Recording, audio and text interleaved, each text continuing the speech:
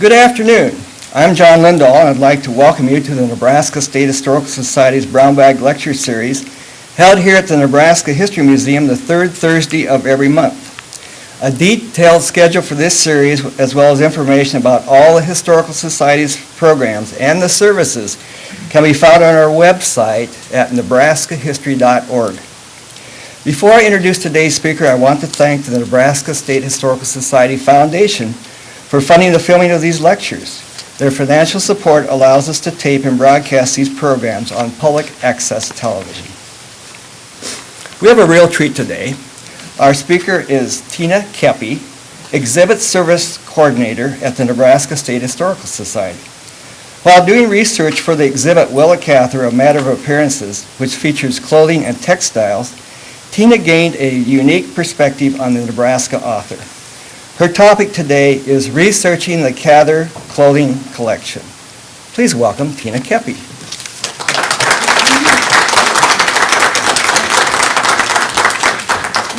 Well, thank you for coming out on this cold January afternoon to see my talk, Researching the Willa Cather Clothing Collection.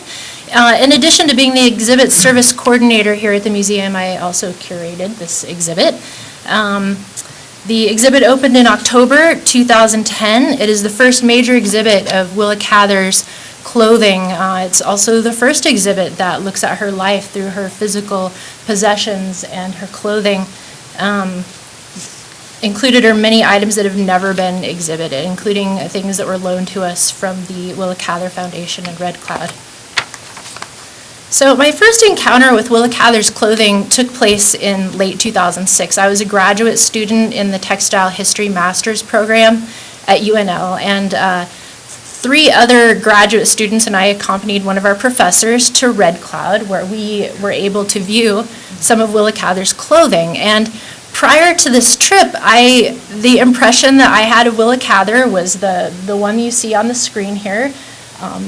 Black and white, very comfortable, sensible, a bit matronly. I had read some of her fiction, not a lot of it, and I just really didn't know that much about her private life. What I saw that day in Red Cloud completely blew my mind. We, as the volunteers and staff at the foundation, began getting things out of storage and opening the boxes. I saw ruby-colored silk velvet and embroidered teal wool and clothing that I could not picture this woman wearing. So I was instantly curious and wanted to know more. After I graduated, I began working here at the Nebraska History Museum and had the opportunity to curate an exhibit of Willa Cather's clothing. So as part of my research for this exhibit, I spent a lot of time looking at Willa Cather's clothing as texts, as historical artifacts that are worthy of being researched and that can tell a story. But I also spent a lot of time looking at her correspondence and her photographs and just trying to look and find as many details about her life as I could. And I was particularly interested in references to clothing. And there's a lot that she writes about in her letters about clothes and shopping. And it's a myth that her letters were all burned. There are quite a few of them located in the Historical Society archives and also in the archives at UNL's library.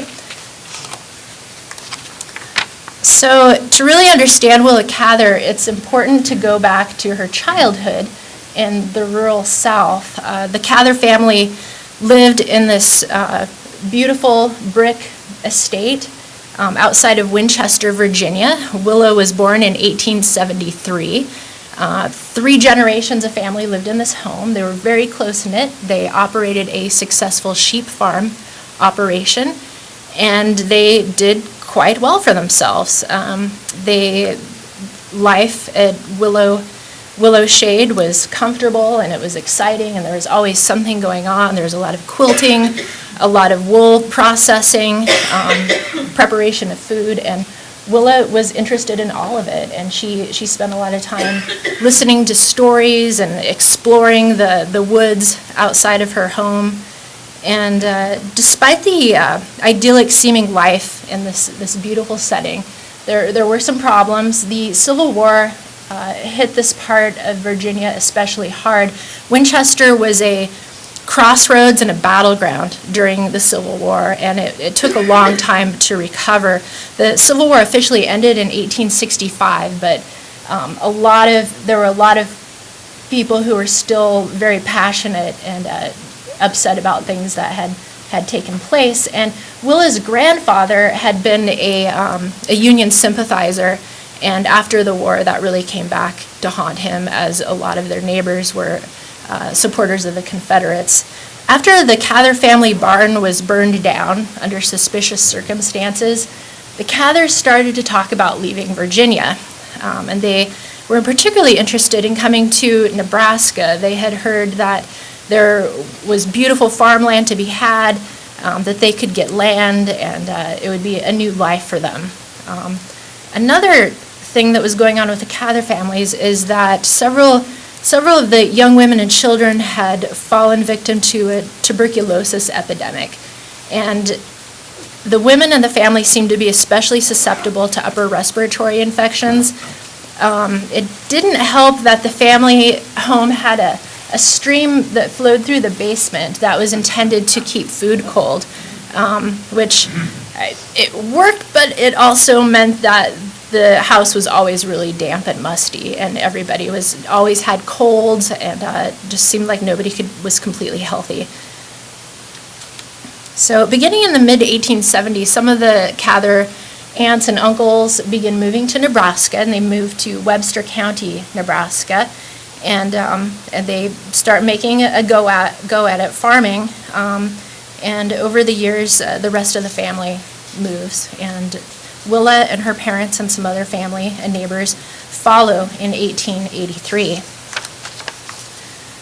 When Willa's grandmother, Grandma Cather, moved to Nebraska, she packed up her practical household necessities and her trunks full of things that she needed. And among some of the things that she brought with her were sentimental items. Here we have a woman who's limited to what she can bring with her on the train to Nebraska. She's allowed to have only so many trunks, and she chooses to bring some things that remind her of some of her children who have passed away. And one of the children that Grandma Cather lost was Alpharetta Cather, and this is her picture here. She died in 1874 of tuberculosis in Virginia. And when I was researching and selecting artifacts for this exhibit, I found that we had some of the items that were in Grandma Cather's trunks.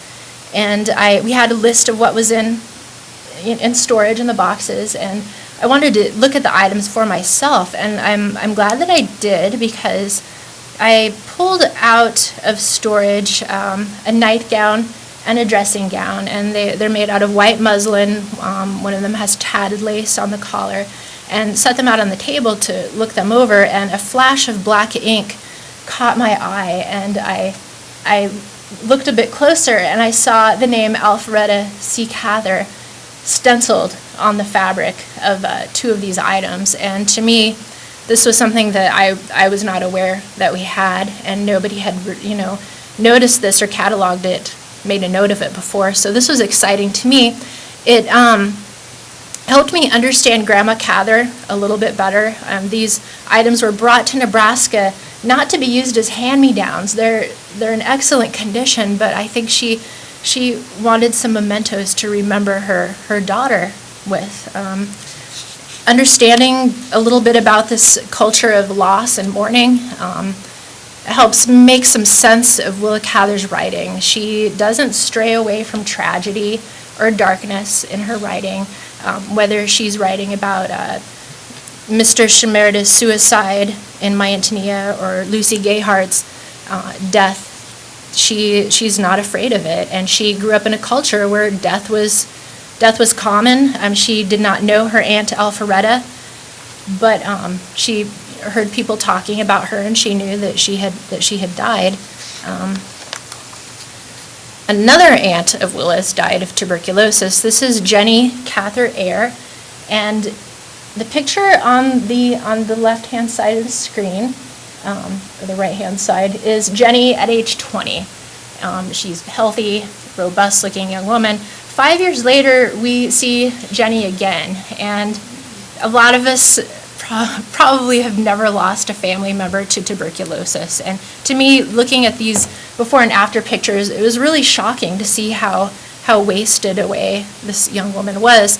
Jenny survived the trip to Nebraska. She traveled on the train on a cot, and she passed away right after her arrival, and she was buried in the Cather family apple orchard. While looking through the contents of Grandma Cather's trunk, I came across a couple of handkerchiefs that had Jenny's name on them, and included is the signature at the top of this.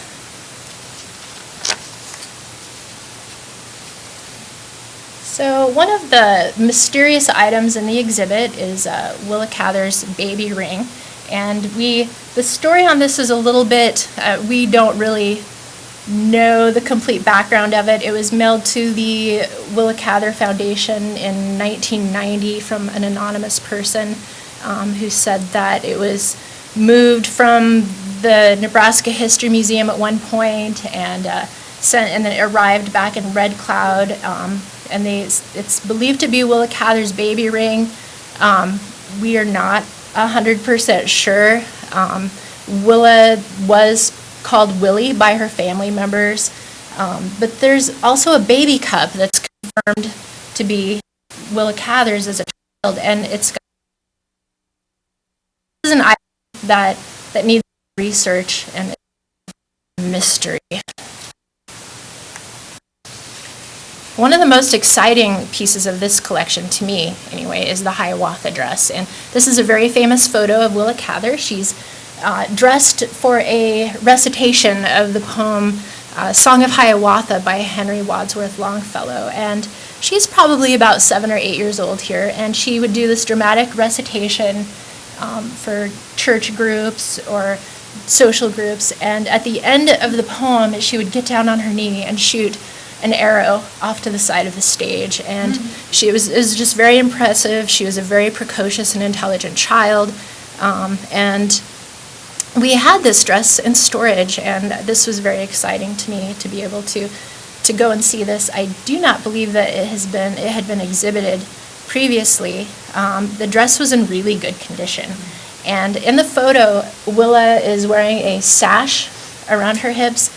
She has a petticoat on and a separate collar on the dress. She's wearing a necklace that is believed to be made out of the hair of her mother and father. And so I decided I really wanted to exhibit this dress, and we had it sent to the Ford Conservation Center in Omaha for cleaning and stabilization.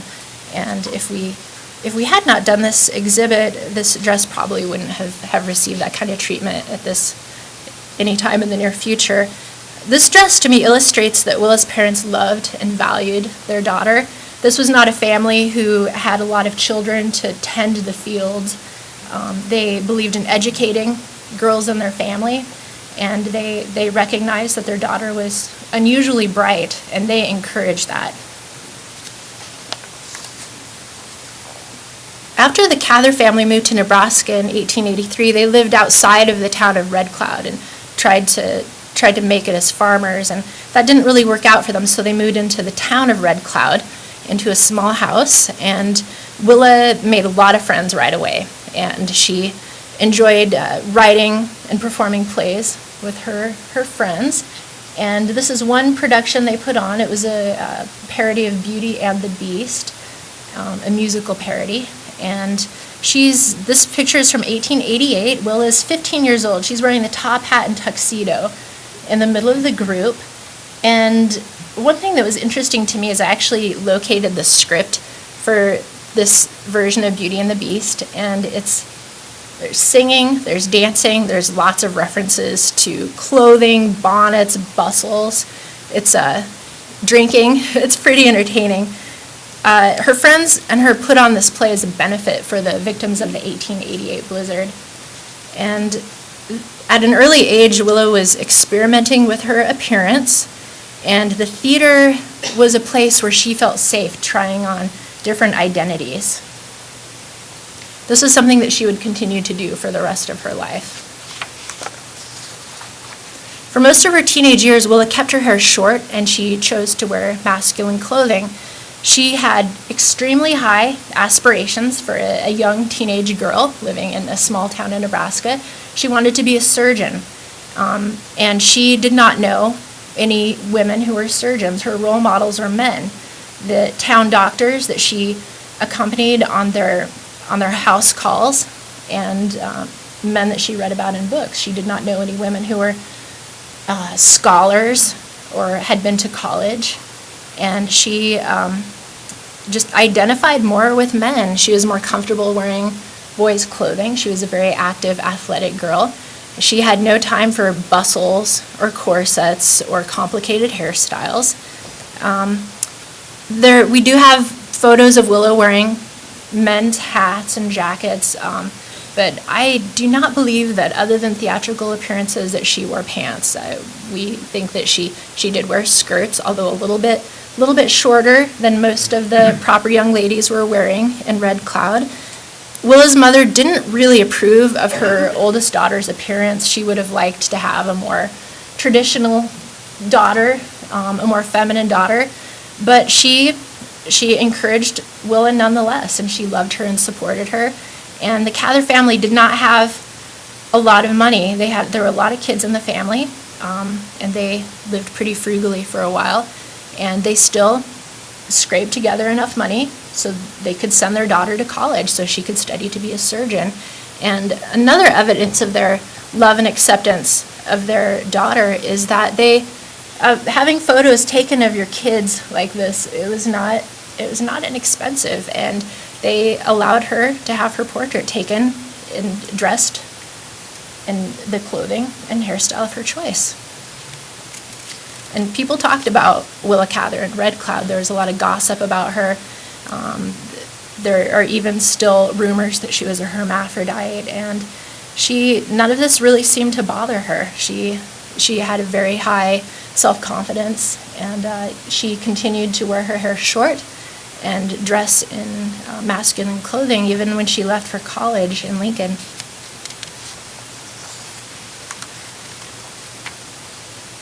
So Willa arrived on UNL campus and with her short hair and her boyish clothes, and she became very involved with campus life. She made a lot of friends. She had a knack for making friends with the smartest and best of the kids on campus. She's photographed several times what appears to be wearing a Civil War forager-style cap. And I thought this cap was really interesting, just knowing what I did about Willa Cather's connection to the military, an early childhood spent in the post-Civil War era of the Deep South. A couple of the resources I read indicated that this hat that she's wearing was a family relic, something that had been in Grandma Cather's trunk, that it belonged to a male relative who died in the Civil War, that she embroidered her own initials on it, and I have a different theory. And Willa didn't have a relative with the initials WC that died in the Civil War. There's no way she would have embroidered her own initials on this hat because she knew how to do needlework, but she really hated it. It was not her favorite thing to do.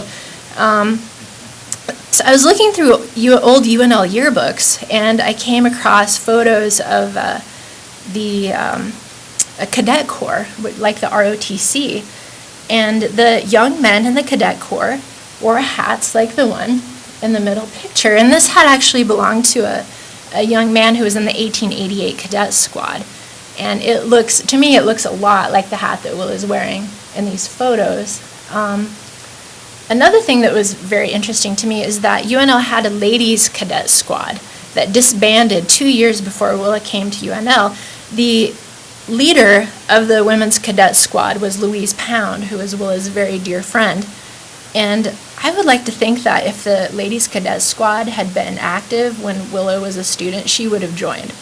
So I theorize that Willa wanted to join an organization like the ladies cadet squad, liked the hat, bought a hat for herself. The yearbooks at the time have advertisements where you could buy the uniforms and hats.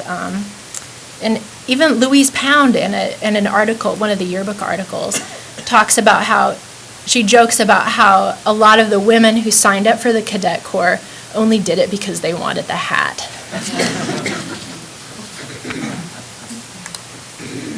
So Willa's fashion sense changed completely during her final years of college. By this time, she decided she wanted to be a writer, and she was supplementing her income and helping pay her way through school by writing for the local papers and doing reviews of operas that came to town. And she really liked the pomp and circumstance of getting dressed up for the opera.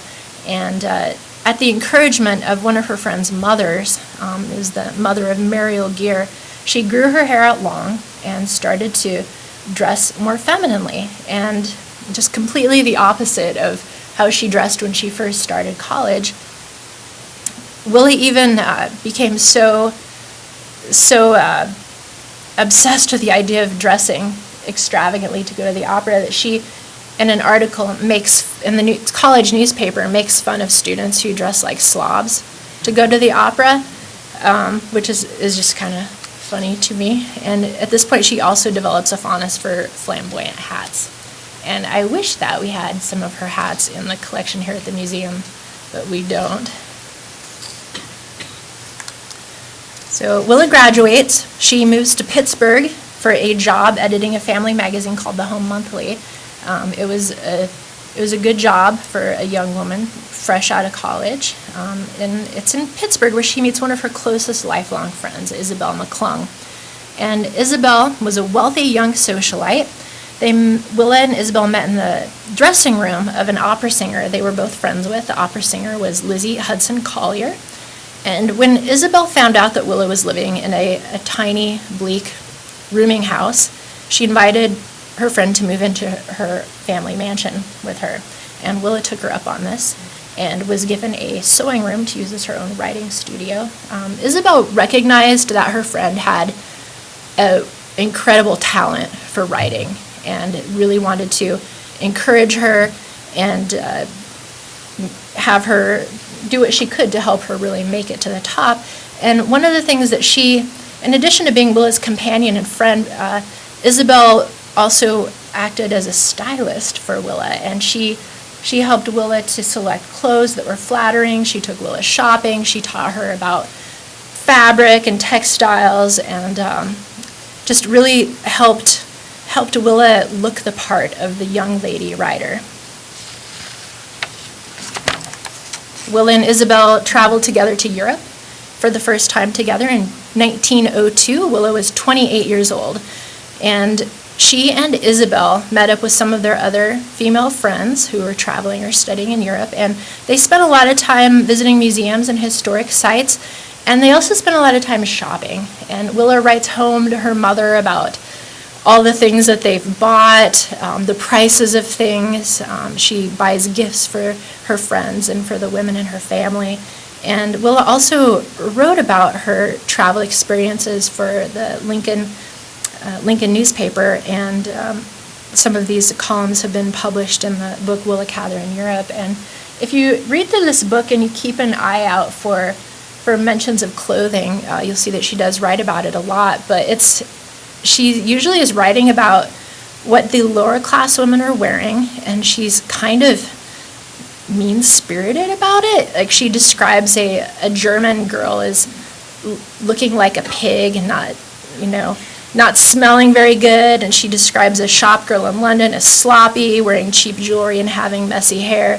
So she's kind of developed this elite idea of what a proper young woman of the world should look like, and she's looking down her nose a little bit at other women with lesser means. One of another surprise about Willa Cather to me was that I'd always pictured her as being a very statuesque, sturdy woman, and when I got to looking at her clothing, I found that was really not the case. She was 5'4", according to her passport. And in letters to her mother over the years, she talks about her weight. And Willa weighed between 110 to 135 pounds. And she She's just very average sized. I think she had a tendency towards not standing up straight. And she also really liked to wear a lot of heavy coats and layers and shawls, so it makes her look more substantial than she really was. Willa is standing. She's the shorter woman in this picture. The taller woman is Isabelle. And Isabelle was a taller gal, but this illustrates to me that Willa was quite small. In 1906, Willa moved to New York City to work for McClure's magazine. By this time, she had transformed into a stylish lady of letters. Isabelle had done well with Willa, with her student. By 1906, Willa had published a book of poetry, April Twilights, and a book of short stories called The Troll Garden. And she, just like she had learned to dress to fit in at the opera in college, she had learned to dress so that she fit in with New York Literary Society. She began shopping at the best department stores in New York City. She had a lot of her clothing custom made for her. She had her shoes dyed to match her clothes.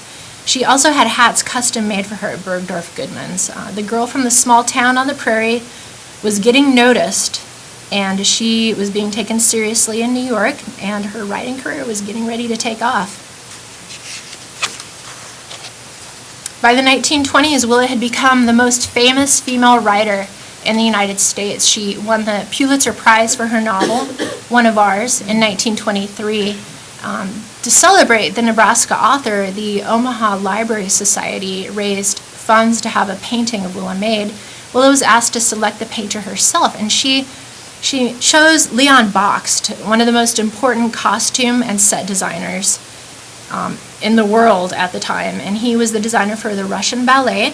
He was originally from Belarus, but he had a studio in Paris. In 1923, Willa went to Paris and spent months there meeting with Bakst about the painting and posing for sketches for her portrait. Willa and Bakst was an innovator in the world of fashion. His drawings of women's costume were just shocked society and inspired other designers. He believed that women should be able to move comfortably and that the woman's body was a work of art and should not be constrained. The painting took longer than expected to complete, and in her letters home and to her friends, Willa talks about sitting for the portrait, all about her new friend Willa and Bakst, and she talks about what she should wear for the portrait.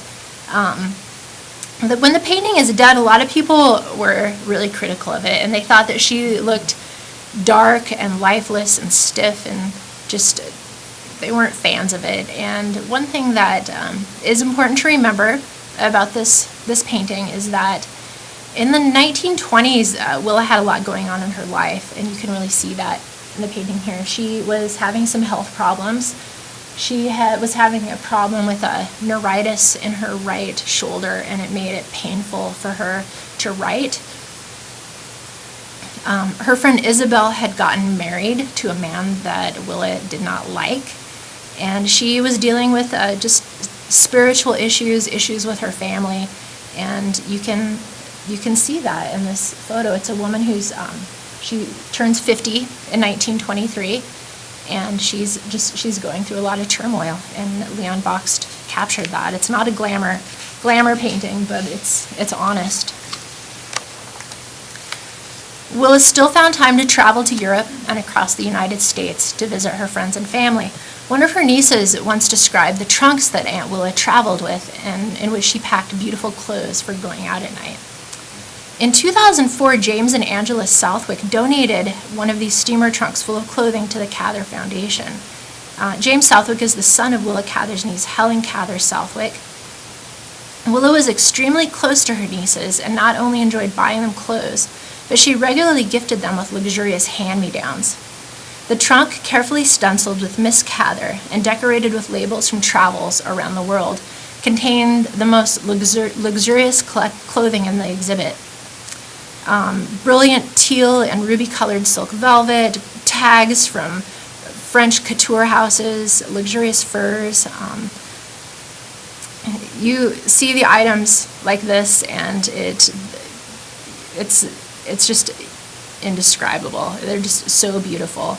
As she became older and more private, she did prefer to dress in a more nondescript, conservative fashion when she'd go out in public. She wasn't comfortable with much attention in her older age, and she was really critical of people saying mean things about her in the media. And she was a superstar in the writing world, and people, like they do with the media now, they had a lot of things to say about her that weren't very nice. So she was sensitive to that and just kind of wanted to blend in and not catch anyone's attention. But in her private life, she did what she wanted, and she still went to the opera, she still went out with her friends, and when she did, she really dressed for it. She wore furs and velvets and bright colors.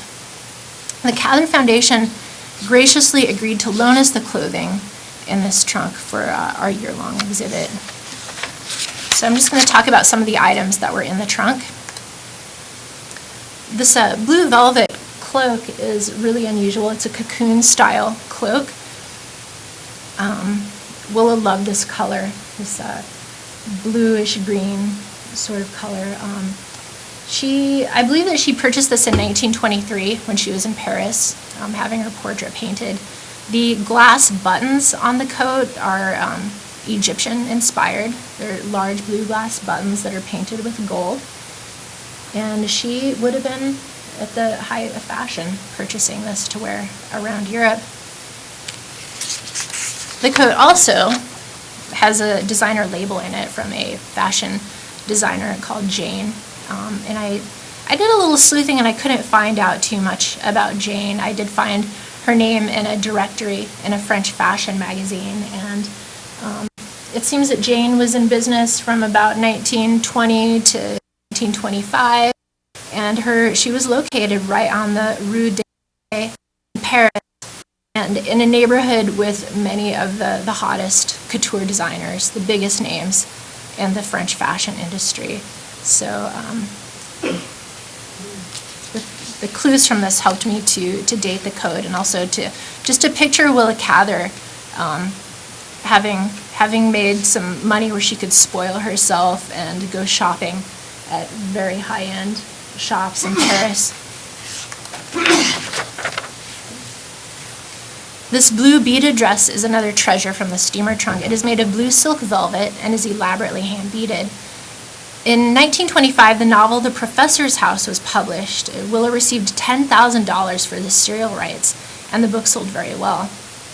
With her financial windfall, she went on a shopping spree, and she bought a lot of really beautiful things for herself, including a mink coat. And she would joke to her friends that my professor bought me this mink coat. So she just enjoyed splurging on clothes and really buying some of the most luxurious things for herself. One of the most interesting but also mysterious items in the exhibit is the teal embroidered coat. And Willa was photographed wearing this coat frequently in the 1920s. It's become an iconic image of Willa. And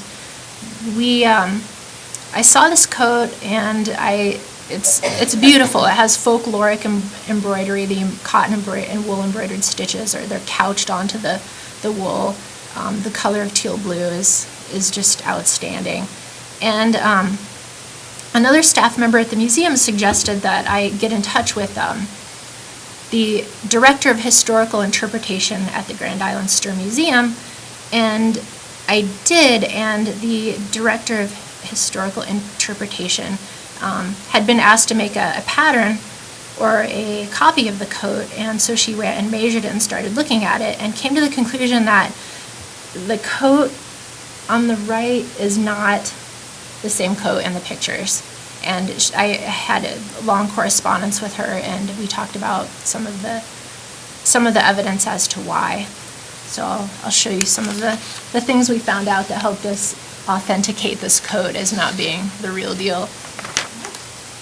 The biggest difference is that in the photos, the black and white photos of Willa Cather wearing this jacket, the fabric has a fuzzy, nappy surface to it. It's kind of pilled looking in places. And the fabric on the actual coat looks nothing like that. It's a twill weave. and it doesn't have a fuzzy surface to it at all. The other big detail is that the embroidery is different, just very slight differences in the embroidery. If you count the French knots in the color photo and compare them to the black and white one, they don't match up. It's close, but the stitches, I mean, we have good enough high-resolution photos of Willa Cather that we can count the stitches, and they're not the same as the coat we have here. Also, the embroidery seems to be different colors. Even though that photo is in black and white, you can still tell which threads should be darker and which should be lighter. And they're different than what we see in the existing piece. So what is the story with this jacket? We don't really know. It's possible that Willa loved this jacket so much that it wore out and she had a reproduction made. The coat does have a button on it that's stamped on the back by a European manufacturer. The same type of button is on another piece of clothing from the collection. So I believe that it was made in Europe. She had a lot of places she knew about in the Paris fashion industry where she could have her reproduction made, and I kind of think that's what happened. She may have had a copy of the jacket made for a niece. We don't know. It'll be interesting to see if there's more information about this that is revealed in the future. But an important lesson when dealing with historic items is you can't always believe exactly, what something is supposed to be. You have to question it and really look at the piece outside of what's been previously written about it. Let your questions guide your research. So I'll follow up with the same image that I showed at the beginning of the presentation, and that's Willa in her midi blouse and this iconic Edward Steichen photo that appeared in the 1927 edition of Vanity Fair magazine. And in 1927, Willa was very protective of her privacy, and she developed this image of herself, which you see here, as being very wholesome and kind of outdoorsy. And this is the side of her that she wanted the public to see. In 1927, she was having a cabin built on Grand Malan Island in New Brunswick, Canada, with her friend and companion Edith Lewis. And she was enjoying spending a lot of time outdoors, and she just found the outdoors to be cathartic to her, just everything that was going on in her life and the stress of fame and some health problems she was having. So she enjoyed selecting outdoorsy clothing from Abercrombie and Fitch. And since this exhibit has been up, I've heard some of the younger visitors kind of chuckle at Willa Cather bought her clothes at Abercrombie and Fitch, because Abercrombie and Fitch now is a place where high school students shop. But in the 1920s and 30s, it was Abercrombie and Fitch was where well-to-do city people bought clothes to go on vacation in, and to go hiking, and to go hunting, and to go on great adventures, and Willa loved shopping there. So that really concludes my talk. I hope you enjoyed learning a little bit more behind the story of Willa Cather's clothing. If you have any questions, I'd be happy to answer them.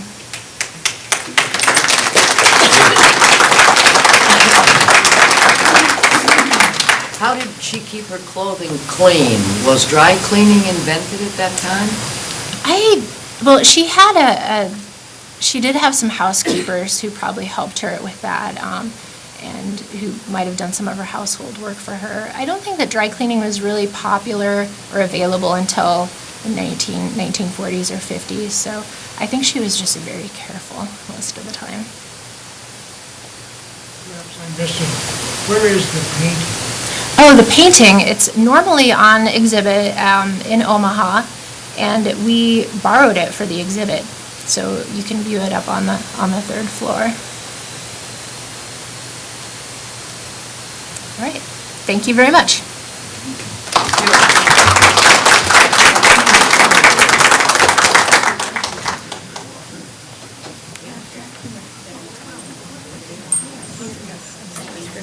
Hi. Have you taken a black and white photo of the teal jacket?